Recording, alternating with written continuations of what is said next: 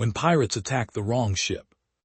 High Diplomat Thrum's three-fingered claw trembled as he pruned the miniature whisper-leaf bonsai, its silver-blue fronds swaying in the recycled air of the Verdant Bough's observation deck. The ancient tree, barely 6 inches tall, cultivated over 3 generations of Ool caretakers, represented everything his people valued: patience, gentleness, the slow accumulation of beauty. He inhaled deeply, savoring the loamy scent of its soil, letting the meditation calm his nerves before the upcoming trade negotiation at Kepler Station. The ship hummed around him like a living thing, organic, warm. The walls were lined with moss panels that glowed soft amber, and the corridors curved like the inside of a seed pod. Everything aboard the Verdant Bough was designed for comfort, for contemplation. The Ool had been spacefaring for 4 centuries and had never once fired a weapon in anger. They had never needed to. Thrum's communicator chirped, a pleasant musical tone. "High Diplomat, we are approaching the Kepler beacon. Estimated arrival in." The alarm shrieked. Not the gentle chime that indicated a systems check or a course correction. This was a sound Thrum had only heard in training simulations, a sound that made his moss fur stand on end and released a flood of lavender-scented stress pheromones into the air. The emergency klaxon. The lights shifted from warm amber to cold, pulsing red. Hull breach in cargo section 7, the pilot's voice cracked with panic. Multiple contacts, they're cutting through The transmission died. Thrum dropped the pruning shears. They clattered against the deck plating, and for a moment he simply stood there, his massive 7-foot frame frozen in incomprehension. The Ool didn't have enemies. They were diplomats, traders, gardeners. Who would? A sound reached him through the bulkheads, metal screaming, the high-pitched whine of industrial cutting torches chewing through the Verdant Bough, hull like mandibles through soft fruit. And beneath that, something worse, clicking. Rapid, staccato clicking that echoed through the ventilation system like a swarm of locusts descending on a field. Vrax. The word appeared in his mind with the cold certainty of a death sentence. He'd heard stories. Every species in the Galactic Assembly had heard stories. The Vrax didn't negotiate. They didn't take prisoners for ransom. They took resources, ships, cargo, and crew to be processed into biomass for the hive. Thrum's legs moved before his conscious mind caught up. He lurched toward the corridor, his gait awkward and shambling. The Ool had evolved in low gravity, and even the Verdant Bough's modest artificial gravity made running difficult. His claws scraped against the moss-covered walls as he half ran, half stumbled toward the bridge. He never made it. The ship shuddered, a deep, resonant boom that rattled his teeth and sent him sprawling. The lights flickered. Through the translucent wall panels, he could see shadows moving in the cargo bay, too many shadows, skittering and jerking with inhuman speed. "Panic room," someone screamed.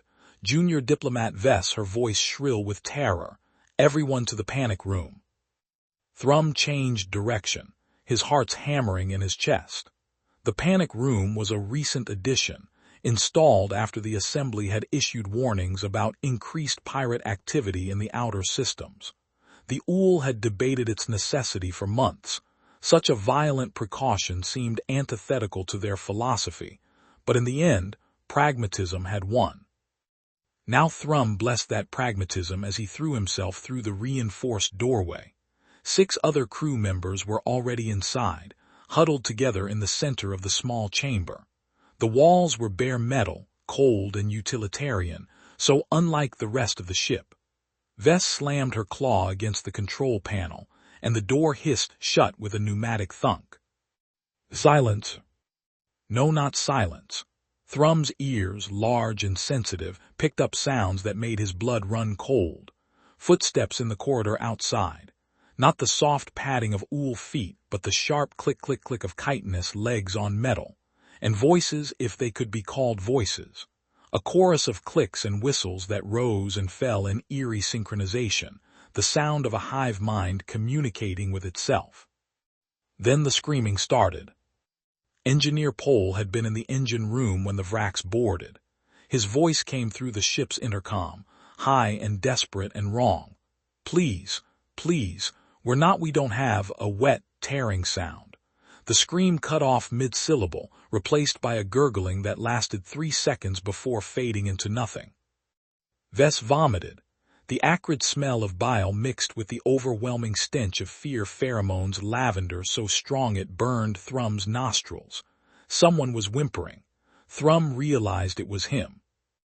The clicking grew louder, closer. Through the panic room's single viewport, a narrow slit of reinforced glass, Thrum caught a glimpse of them. The Vrax were smaller than he'd imagined, barely 4 feet tall, but what they lacked in size they made up for in nightmare efficiency. Their bodies were segmented, covered in black chitinous armor that gleamed wetly under the emergency lights. 6 legs, 2 arms ending in serrated claws, and heads dominated by compound eyes and clicking mandibles that never stopped moving. They swarmed through the corridor like ants, moving with perfect coordination. One paused at the panic room door. Its head tilted, compound eyes reflecting the red emergency lights like 1,000 tiny rubies. It looked at Thrum through the viewport. Then it raised one claw and tapped the door. Tap, tap, tap. Testing. A second Vrax appeared, this one carrying a plasma-cutting torch. The torch ignited with a hiss, and a pinpoint of white-hot light appeared on the door's surface. Molten metal began to drip, hissing as it hit the deck. No, Vess whispered. No, no, no. Thrum stumbled to the communications console. His claws were shaking so badly he could barely operate the controls. He activated the emergency beacon, broadcasting on all frequencies, knowing it was futile. They were 3 days from the nearest assembly patrol route. Even if someone heard them, even if someone cared, help wouldn't arrive in time. He recorded a message anyway. His voice sounded distant, dreamlike. This is High Diplomat Thrum of the Ool vessel Verdant Bough. We are under attack by Vrax pirates at coordinates. He rattled off the numbers, watching the cutting torch carve a glowing line through the door. We are unarmed. We have no defenses. If anyone receives this. What could he say? Please remember us kindly. Tell our families we died with dignity. He settled for, we tried to be good. The cutting torch completed its first pass. A section of the door glowed cherry red. Through the widening gap, Thrum could see more Vrax gathering. Dozens of them. Hundreds, perhaps, pouring through the verdant bough like a plague. One of them pressed its face to the gap, compound eyes glittering. Its mandibles clicked in what might have been anticipation. Thrum closed his eyes. Beside him, Vess was praying in the old tongue, a death song their ancestors had sung before the Ool had reached the stars. The others joined in, their voices creating a mournful harmony that filled the panic room. The cutting torch broke through. A Vrax claw reached through the gap, groping blindly. Its serrated edge caught the light, and Thrum could see dried blood, blue, green, purple, the rainbow of a dozen species crusted on its surface. Then the universe shook. The impact was tremendous, a bone-deep boom that rattled Thrum's teeth and sent the Vrax tumbling away from the door. The cutting torch clattered to the deck, its flame sputtering out. The emergency lights flickered and died, plunging the panic room into absolute darkness. For 3 heartbeats, there was nothing. Then the backup lights kicked in, bathing everything in sickly green. And in that green light, Thrum heard something new. Not clicking, not the wet sounds of feeding. Gunfire. The Vrax hive-ship Carrion Bloom had latched onto the verdant bough like a lamprey, its docking clamps punching through the hull with brutal efficiency. The boarding party, 200 strong, had poured through the breach in perfect synchronization, their hive-mind coordinating every movement with inhuman precision. They had not expected company. The boarding pod hit the Carrion Bloom's docking bay at terminal velocity. It was called a coffin in military parlance, and the nickname was grimly appropriate. A cylinder of ablative armor and retro thrusters, barely large enough for a single occupant, designed for one purpose: to punch through enemy hulls and deliver its payload directly into the heart of hostile territory. The impact was catastrophic. The pod tore through the carrion Bloom's outer hull, through two interior bulkheads, and finally embedded itself in the docking bay where the Vrax had staged their assault. Explosive decompression followed. Atmosphere screamed out into the void, carrying with it a dozen Vrax who had been preparing to board the Verdant Bough. They tumbled into space, their mandibles clicking uselessly in the vacuum. The pod's doors blew outward with shaped charges. Sergeant Jack's Vane emerged into chaos. His armor was a relic of humanity's last major war, an HFY-powered combat suit that had seen action on 3 different worlds and bore the scars to prove it. The chest plate was scorched black from plasma fire. The left pauldron had been replaced with a mismatched piece from a different model. Scratches and dents covered every surface, and someone, probably Jax himself, had stenciled "Return to Sender" across the helmet in faded white paint. It was 7 feet of walking nightmare, and it moved with the fluid grace of a predator.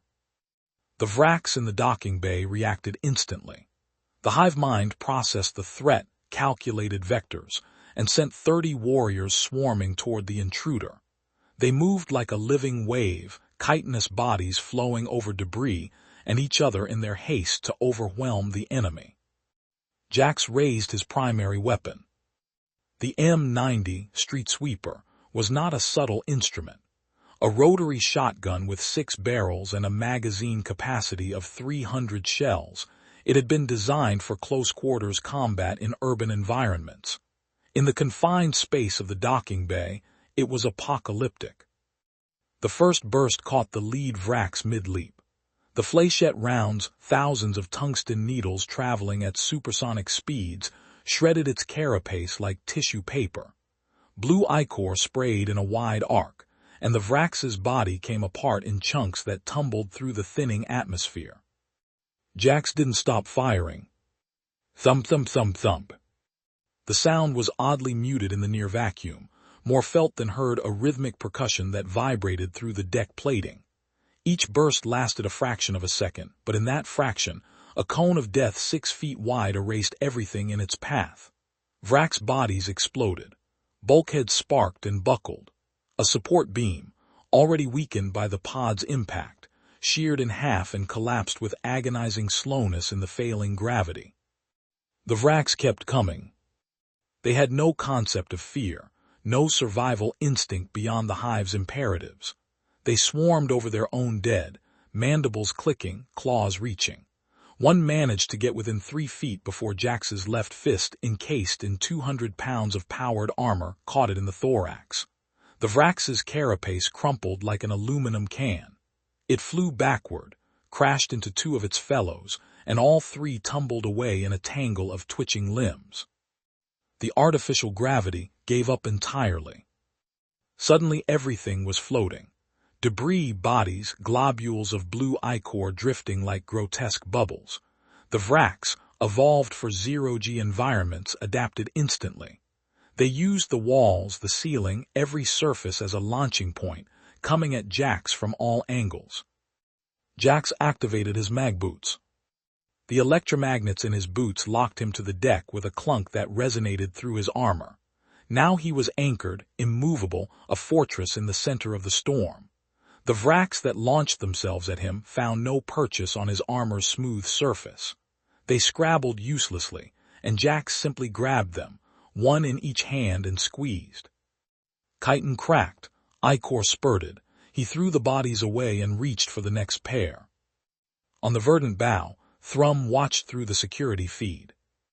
The panic room's console had automatically linked to the external cameras when the shooting started, and now the Ool crew stared in horrified fascination at the carnage unfolding in the docking bay.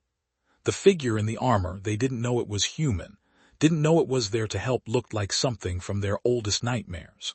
An iron demon, methodical and unstoppable, wading through the Vrax like a farmer harvesting wheat. "What is that?" Vess whispered. Thrum couldn't answer. He watched the armored figure grab a Vrax by the head and twist. The body went limp. The figure discarded it and moved forward, each step deliberate, each movement economical. It wasn't fighting with rage or desperation. It was working. The street sweeper ran dry. Jax felt the weapon's weight shift as the last shell cycled through. He didn't bother reloading. In these close quarters, with the Vrax pressing in from all sides, he needed something more intimate. He mag-locked the shotgun to his back and drew his knife. Calling it a knife was generous. The weapon was 18 inches of monomolecular-edged steel, sharp enough to slice through molecular bonds. In Jax's armored grip, it was a surgical instrument. He drove it through a Vrax's eye cluster, twisted and withdrew in one smooth motion. The Vrax spasmed and went still. Another came from above. Jax caught it by the leg, slammed it into the deck hard enough to crack the plating, then brought his boot down on its head. Crunch. 2 more from the left. He grabbed the first by the mandibles, ignoring the serrated edges that screeched against his gauntlet, and used it as a club to batter the second. Both went tumbling away, leaking ichor. The Vrax were learning. The hive-mind was adapting, trying new tactics. A group of 6 coordinated an attack from multiple vectors, trying to overwhelm him through sheer numbers. Jax spun, his knife flashing. 1, 2, 3. The blade never stopped moving, never wasted motion. 4, 5. The 6th managed to latch onto his back, mandibles seeking the joints in his armor. Jax reached back, grabbed it by the thorax, and pulled. The Vrax came away with a wet pop, its claws leaving scratches on his armor. He looked at it for a moment, compound eyes reflecting his helmet's red visor, then threw it into the wall hard enough to leave a crater. The docking bay was a charnel house. Blue ichor coated every surface, drifting in viscous clouds. Bodies or pieces of bodies floated everywhere. The Vrax that remained were retreating, pulling back toward the Verdant Bough, seeking the narrow corridors where their numbers might give them an advantage. Jax followed. His HUD tracked the life signs aboard the Ool vessel. 7 in the panic room still alive. Dozens of Vrax scattered throughout the ship. He pulled up the schematic, plotted the fastest route, and started walking. Behind him, the carrion Bloom groaned. The damage from his entry had compromised its structural integrity. Bulkheads buckled. Atmosphere vented. The hive-ship was dying, and it was taking the Vrax staging area with it. Jax didn't look back. The corridors of the Verdant Bough were never meant for war. They curved gently, lined with bioluminescent moss that cast everything in soft, peaceful light. The ceilings were low, designed for the Ool's shambling gait, and the passages narrow. It was a ship built for contemplation, for the slow appreciation of beauty. Now it was an abattoir. Jax moved through the corridors like a force of nature. The Vrax had the advantage of numbers and familiarity with zero-G combat, but in these tight spaces, those advantages evaporated. There was no room to maneuver, no space to swarm. They came at him in single file, and he cut them down with mechanical efficiency. The first group tried to ambush him at a junction. 5 Vrax, clinging to the walls and ceiling, waiting for him to pass beneath. Jax's motion tracker pinged their positions before he even rounded the corner. He didn't slow down. As he entered the junction, he grabbed the edge of the doorframe and used it to pivot, bringing his knife up in a vicious arc that opened the nearest Vrax from thorax to head. The others dropped on him. Claws scrabbled against his armor, mandibles seeking weak points. Jax didn't try to shake them off. Instead, he grabbed the walls, one hand on each side of the corridor, and pulled himself forward, dragging the Vrax with him. Their bodies scraped against the ceiling, the walls, each other. Chitin cracked, limbs bent at wrong angles. When he released the walls, 3 of them were dead. The 4th was missing half its legs and floating uselessly. Jax grabbed it by the head and slammed it into the wall hard enough to leave a dent in the metal beneath the moss. His HUD flickered. Ammunition depleted, knife optimal, armor integrity 87%, heart rate 72 BPM. Jax allowed himself a moment of professional satisfaction. His heart rate hadn't even spiked. This was routine. This was what he'd trained for, what he'd done for 20 years before retiring to the private sector. The HFY armor was old, but it was reliable, and Jax knew its capabilities better than he knew his own body. He moved deeper into the ship. The Vrax were regrouping. The hive-mind had processed his capabilities and was adapting. They stopped trying to swarm him and instead set up choke points, using the ship's layout to their advantage. At a narrow maintenance shaft, they'd piled debris to create a barricade. Behind it, a dozen Vrax waited with scavenged tools, plasma cutters, industrial clamps, anything that could be weaponized. Jax assessed the situation. The barricade was solid. Trying to force through would expose him to concentrated fire.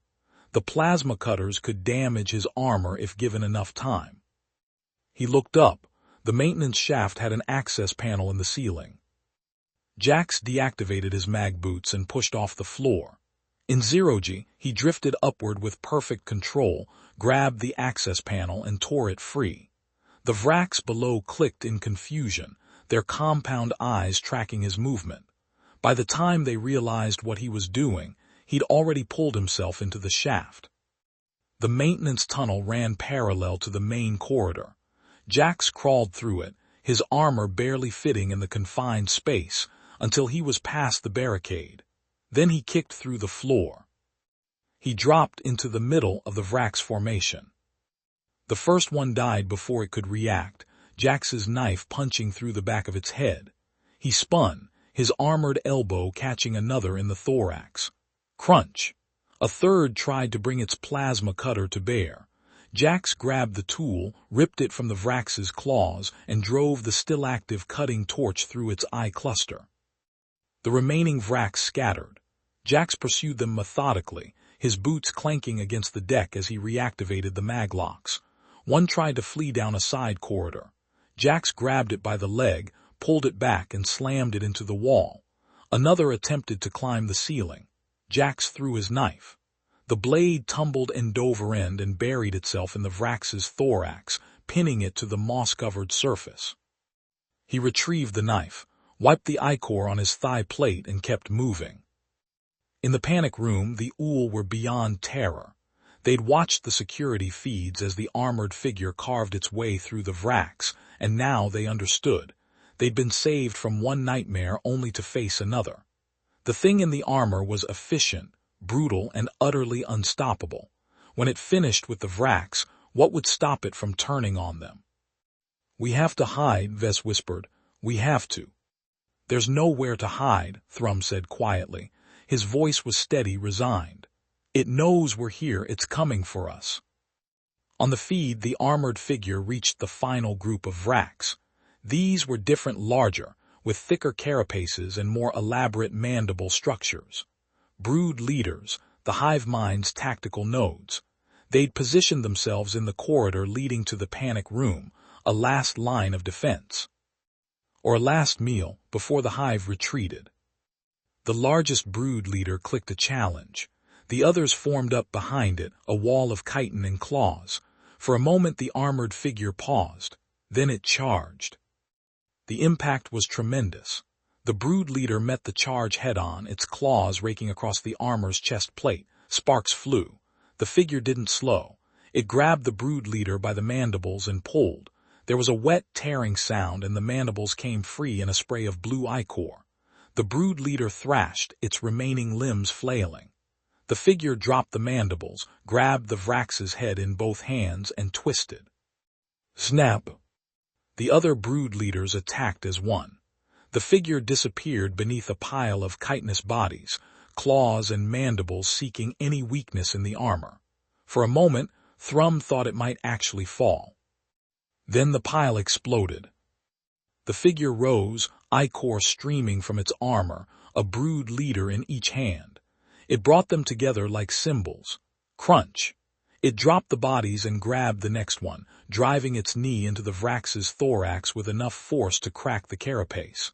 The Vrax folded in half and went limp. The last brood leader tried to run.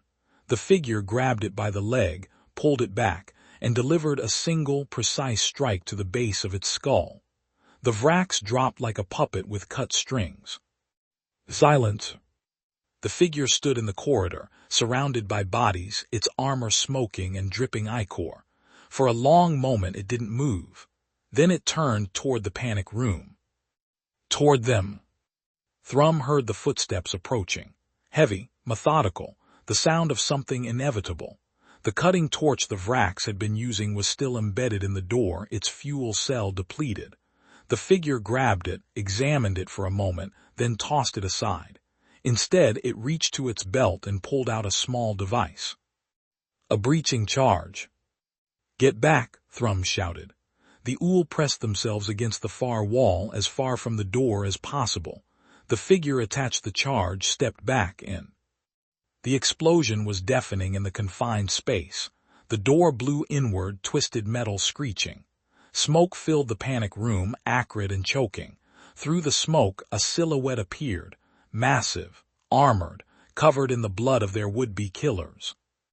It stepped through the doorway. Thrum closed his eyes and waited for the end. The silence after violence is a peculiar thing.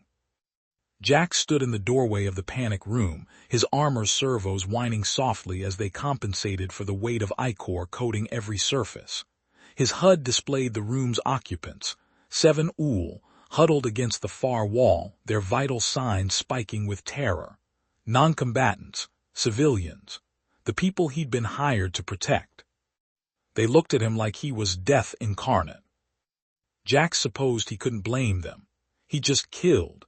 He checked his HUD's combat log, 143 Vrax in approximately 11 minutes. His armor was covered in blue gore, still smoking from plasma burns and kinetic impacts. The red glow of his visor probably didn't help. He looked like something that had crawled out of hell. Time to fix that. He reached up and triggered the helmet release. Pneumatic seals hissed, and the faceplate retracted with a soft whir, folding back into the collar assembly. Cool air hit his face, recycled, but better than the canned atmosphere inside the suit. Jax's face was not what the Ool expected. He was human, obviously, though they'd never seen one in person. His skin was dark, weathered by years of combat and exposure to a dozen different atmospheres. A scar ran from his left temple to his jaw, pale against his skin. His hair was cropped short, graying at the temples, but his eyes were kind. Tired, yes, and marked by the weight of things seen and done, but fundamentally kind. Evening, folks, Jack said. His voice was a deep rumble, surprisingly gentle.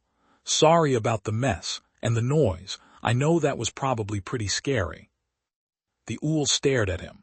One of them, a younger female, made a sound somewhere between a whimper and a squeak. Jax took a step forward. The Ool pressed harder against the wall and he stopped immediately. Right. He was still wearing 200 pounds of gore-covered armor, not exactly approachable. My name's Sergeant Jackson Vane, he continued, keeping his voice calm and level. I'm a private contractor with Terran Security Solutions. Your distress call was picked up by our monitoring station, and I was in the area. Thought I'd drop by and see if I could help. He gestured vaguely at the destroyed door behind him. Looks like I got here just in time. The Vrax are. Well, they're not going to be a problem anymore. Still no response. The Ool were frozen, their large eyes fixed on him with an expression Jax had seen too many times before. They weren't seeing a rescuer. They were seeing a monster who just finished killing and was now deciding whether to kill again. Jax sighed. This was always the hard part. The fighting was easy. You pointed yourself at the enemy and didn't stop until they were down. But the aftermath, the reassurance, the gentle transition from combat mode to civilian interaction, that took a different kind of skill. He slowly reached down to his utility pouch. The Ool tensed. Jax moved deliberately, telegraphing every motion, and pulled out a small, vacuum-sealed package. It was slightly squashed from the combat, but intact. A chocolate bar, military ration dark chocolate with almonds. Jax's personal favorite. He held it up so they could see it clearly. "Sugar helps with shock," he said. "Trust me on this. I've been doing this a long time." He took a step forward, then another, moving slowly. The largest ool, the one with the most elaborate moss fur patterns, probably the leader, was shielding the others with his body. Jax stopped a few feet away and extended the chocolate bar. "Here," he said softly. "For you, sir, you've had a rough day." The ool Thrum, according to the ship's manifest Jax had pulled up, stared at the offering. His claw trembled as he reached out, moving with agonizing slowness, as if expecting Jax to strike at any moment. When his claw touched the package, Jax released it immediately and stepped back, giving him space. Thrum held the chocolate bar like it was a live grenade. He looked at it, then at Jax, then back at the chocolate. His mouth opened, closed, opened again. You saved us," he finally managed. His voice was a deep, resonant bass, but it shook with emotion. "You killed them all, the Vrax, you." "Yes, sir," Jax said simply. "That's what I do." "But you're so," Thrum struggled for words. "You're so violent, so brutal. I've never seen anything like," he stopped, realizing how that might sound. "I mean, we're grateful, of course, but you're wondering if you just traded one monster for another," Jax finished. He'd had this conversation before, too. "I understand, and I don't blame you for being scared. What you just saw, that's not something most civilians ever witness. It's ugly. It's brutal. It's everything your people have spent centuries trying to move beyond." He gestured at his armor, at the ichor still dripping from the plates. "This is what I am. What humanity is when we need to be. We're good at violence. Really, really good. It's in our DNA, our history, our culture. We've been fighting each other and everything else for our entire existence." Jax's expression softened. "But here's the thing, sir. We don't fight because we enjoy it. Well, most of us don't. We fight because sometimes violence is the only language certain people understand. The Vrax don't negotiate. They don't compromise. They take and they kill, and the only way to stop them is to be better at violence than they are." He tapped his chest plate right over his heart. "We're monsters, yeah, but we're your monsters. The Assembly hired Terran Security Solutions specifically because we can do what other species can't or won't. We're the ones who show up when the Vrax come calling, when the raiders hit a colony, when someone needs to be stopped and words won't do it." Thrum was silent for a long moment. Then, with shaking claws, he carefully opened the chocolate bar. The smell of cocoa filled the panic room, incongruous against the backdrop of destruction. He took a small bite, chewed slowly, and swallowed. "It's sweet," he said, surprised. "Yeah," Jax said, a small smile tugging at his scarred face. "It is." The tension in the room began to ease. The other ool were still terrified, but the immediate primal fear was fading. They were starting to understand. The monster at the door wasn't there to hurt them. It was there to protect them. "What happens now?" Thrum asked. "Now I call in a recovery team," Jax said. "They'll tow your ship to the nearest station, get you patched up and on your way. The Vrax hive-ship is dead, I made sure of that, so there won't be any reinforcements. You're safe." He paused, then added, "I'll need to file a report, of course, and there'll be some paperwork. But that's my problem, not yours. You folks just focus on recovering. Maybe see a counselor when you get to station. What you went through, that's not something you just shake off." Thrum nodded slowly. He looked at the chocolate bar in his claw, then at Jax, then at his crew. They were alive. Against all odds, against the Vrax and the void and their own helplessness, they were alive. Because of the monster in the doorway. "Thank you," Thrum said quietly. I don't think I can properly express what you've done for us. You saved our lives, all of our lives." "Just doing my job, sir," Jax said. But there was warmth in his voice, genuine satisfaction. This was why he did it. Not for the combat, not for the adrenaline, but for moments like this. For the knowledge that 7 people would go home to their families because he'd been there when they needed him. He turned to leave, then paused. "Oh, and sir, when you file your report with the assembly, maybe leave out some of the details. The violence, I mean. No need to give your people nightmares. Just say Terran Security Solutions responded promptly and neutralized the threat. That should cover it." Thrum almost laughed. It came out as a strangled sound, half sob, half chuckle. "I think that ship has sailed, Sergeant. We watched the security feeds, all of it." Jax winced. "Ah, well, in that case maybe emphasize the neutralize the threat part, and the chocolate, people like hearing about the chocolate." He gave them a small salute, a gesture they didn't recognize but understood nonetheless, and stepped back through the destroyed doorway. His boots clanked against the deck as he made his way back through the corridors, past the bodies, past the destruction, toward the docking bay where his pod waited. Behind him in the panic room, Thrum looked at his crew. They looked back at him. Slowly, Vess reached out and broke off a piece of the chocolate bar. She tasted it, and despite everything, despite the terror and the death and the trauma, she smiled. "Sweet," she whispered. Thrum nodded.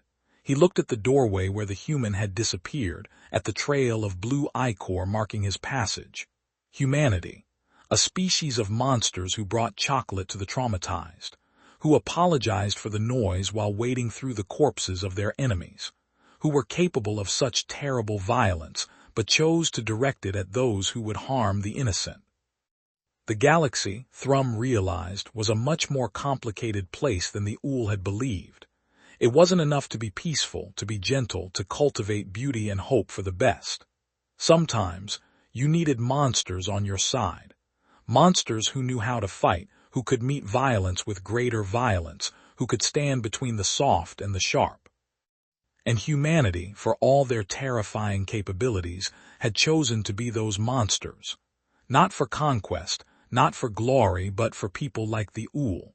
For the gentle species who couldn't or wouldn't fight for themselves. Thrum took another bite of chocolate and closed his eyes. The sweetness lingered on his tongue, a small comfort in the aftermath of horror. Outside, through the viewport, he could see Jax's pod detaching from the carrion Bloom's corpse. Thrusters fired, and the coffin began its journey back to whatever ship had launched it. In a few hours, the recovery team would arrive. In a few days, they'd be back at Kepler Station, filing reports and trying to process what they'd experienced.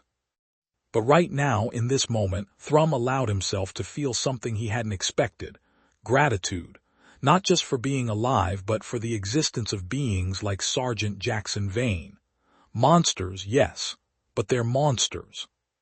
And in a galaxy full of things that wanted to kill you, that made all the difference. Thank you for listening. If you enjoyed this story, consider subscribing for more journeys. Share your thoughts in the comments and stay tuned for the next adventure.